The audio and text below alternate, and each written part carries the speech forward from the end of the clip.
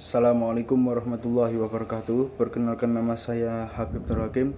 Saya adalah mahasiswa semester 1 Prodi Ekonomi Syariah di Sekolah Tinggi Agama Islam Tanwil Hafilin Banjarnegara. Pada video kali ini saya akan menjelaskan sedikit tentang Ittihad, Hulul, dan Wahdatul Wujud dalam ilmu tasawuf. Dalam perkembangan ilmu tasawuf, memang tidak ditemukan ayat yang menunjukkan adanya perintah tasawuf. Namun, dalam berbagai versi ayat ditemukan juga dorongan untuk mengamalkan bagian-bagian dari ajaran tasawuf. Perkembangan ilmu tasawuf sebagai ilmu yang menekankan pada aspek spiritualitas semakin berkembang pasca wafatnya Nabi Muhammad SAW yang bersumber dari hati. Setelah itu mulailah para ahli zuhud satu sama lain saling mendekat dalam kelompok-kelompok terbatas melalui kezuhudan dan ketaatan. Sering datangnya abad keempat Hijriah, tasawuf berubah ke dalam kelompok teoritis dengan mengkaji alam dan berkontemplasi mengenai wujud Allah. Jadilah berkontemplasi rasional ini sebagai jalan seorang sufi menuju Allah. Sebagaimana tujuan seorang sufi bukan lagi fana, melainkan ittihad atau bersatu, kemudian doktrin al-hulul yang merupakan perkembangan dari ittihad, lalu berkembang menjadi wahdatul wujud yang merupakan perluasan dari konsepsi al-hulul. Tasawuf falsafi yang ajaran-ajarannya memadukan antara visi mistis dan visi rasional berbeda dengan tasawuf akhlaki. Tasawuf ini menggunakan terminologi visolivis dalam pengungkapannya, yang berasal dari berbagai macam ajaran filsafat yang telah mempengaruhi tokohnya. Tasawuf adalah sebagai salah satu tipe mistisme. Dalam bahasa Inggris disebut sufisme. Kata tasawuf mulai dipercakapkan sebagai silah pada akhir abad kedua Hijriah yang didasarkan pada kebiasaan memakai pakaian kasar sederhana oleh kaum zahid pada masa itu yang terbuat dari wol kasar atau suf. Pakaian berkarakteristik serupa juga dipakai sebelum datangnya Islam. Kalau dalam pencarian akar kata tasawuf sebagai upaya awal untuk pendefinisian tasawuf, ternyata sulit untuk menarik satu kesimpulan yang tepat. Kesulitan serupa ternyata dijumpai pula pada pendefinisian tasawuf sebagaimana halnya dalam mendefinisikan filsafat atau mistisme. Dalam kata falsafi berasal dari bahasa Yunani yang erat kaitannya dengan kata filsafat. Segala sesuatu yang berkaitan dengan akal atau teori mendasari alam pikiran yang berintikan logika, estetika, metafisika, dan epistemologi. Jadi tasawuf falsafi adalah ilmu tasawuf ditempuh dengan cara mengungkap akidah Islam menggunakan akalnya dan menjadikan filsafat sebagai jembatan agama dan filsafat. Di dalam tasawuf falsafi, metode pendekatannya sangat berbeda dengan tasawuf sunni atau tasawuf salafi. Kalau tasawuf sunni dan salafi lebih menonjolkan pada segi praktis, sedangkan tasawuf falsafi menonjol pada segi teoritis, sehingga dalam konsep tasawuf ini lebih mengedepankan asas rasio dengan pendekatan filosofis yang sulit diaplikasikan ke dalam kehidupan sehari-hari, khususnya bagi orang awam. Pemaduan antara unsur tasawuf dan filsafat dalam ajaran tasawuf filosofis telah membuat ajaran tasawuf aliran ini bercampur dengan sejumlah ajaran filsafat di luar Islam seperti Yunani, Persia, India, dan agama Nasrani. Meskipun demikian, orisinil sebagai tasawuf tetap dipelihara.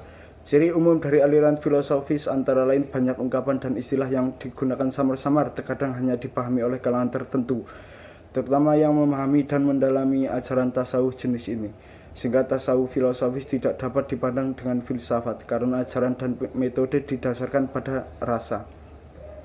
Begitu juga sebaliknya tidak dapat dikategorikan kepada tasawuf adalah pengertian murni karena ajarannya sering diungkapkan dalam bahasa filsafat. Selanjutnya pengertian hulul, ittihad, dan wahdat al-wujud. Tasawuf falsafi yang menjadikan akal sebagai landasan bertasawuf dikembangkan oleh filsuf muslim yang juga merupakan seorang sufi. Mereka berpandangan tentang Tuhan tidak hanya terbatas seperti pendapat mutakalimin, tetapi mereka berpendapat bahwa Tuhan adalah sumber dari segala keindahan dan kesempurnaan. Juga diyakini Tuhan adalah sumber kekuatan, daya irodat yang mutlak dan semua dapat diungkap oleh akal manusia. Yang pertama adalah hulul.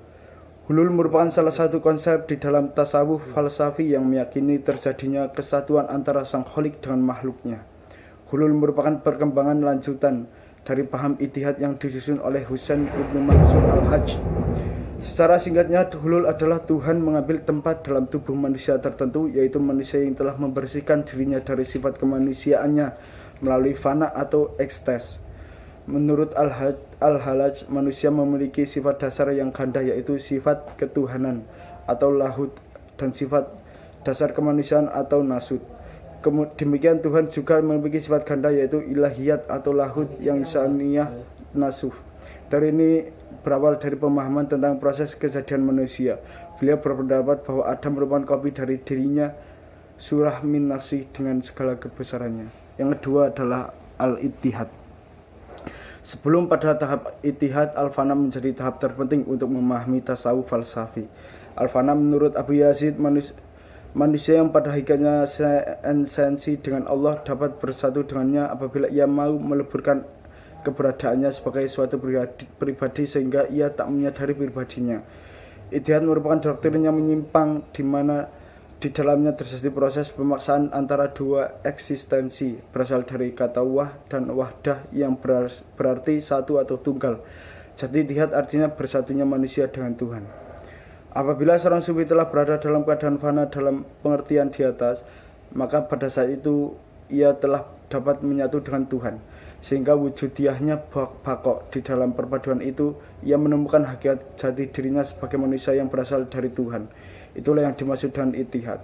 Pemahaman ini timbul sebagai konsekuensi lanjut dari pendapat bahwa jika manusia adalah pancaran nur ilahi, barang siapa yang mampu membebaskan diri dari alam lahiriahnya atau mampu mengadakan pribadinya dari kesadaran sebagai insan, maka ia akan memperoleh jalan kembalinya kepada asalnya. Yang ketiga adalah wahdat al-wujud. Muhyiddin bin Arabi adalah nama lengkap dari Ibnu Arabi yang sering kita kenal dengan Ibnu Arabi. Lahir di Spanyol pada tahun 560 Hijriah dan wafat pada tahun 630 Hijriah di Damaskus. Berasal dari suku Al-Tais, keturunan Arab. Al-Hatim berasal dari keluarga soleh. Wahdat al-wujud merupakan peluasan dari konsepsi al-hulul, karena nasud yang ada dalam hulul ia ganti dengan kholik atau makhluk. Seakanlah menjadi al-haq. Keduanya merupakan dua sisi bagi segala sesuatu dan dua aspek yang ada pada segala sesuatu. Dengan demikian, segala sesuatu mengandung aspek lahir dan aspek batin. Ruang tasawuf yang didasarkan pada hubungan filsafat ini timbul dari konsepsi penciptaan makhluk. Menurut Ibnu Arabi, alam yang diciptakan Allah kelihatannya berbeda-beda, tetapi dari tiap-tiapnya ada dan terdapat sifat-sifat ketuhanan. Dan pada hakikatnya Tuhanlah yang menjadi esensi sesuatu itu.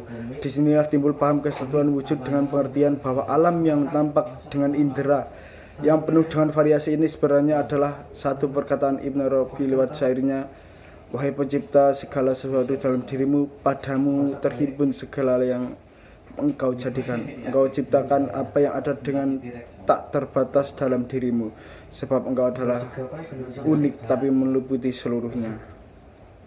Demikian yang dapat saya jelaskan sedikit tentang hulul, ittihad, hulul dan wahdatul wujud dalam ilmu tasawuf. Apabila ada kesalahan, mohon maaf.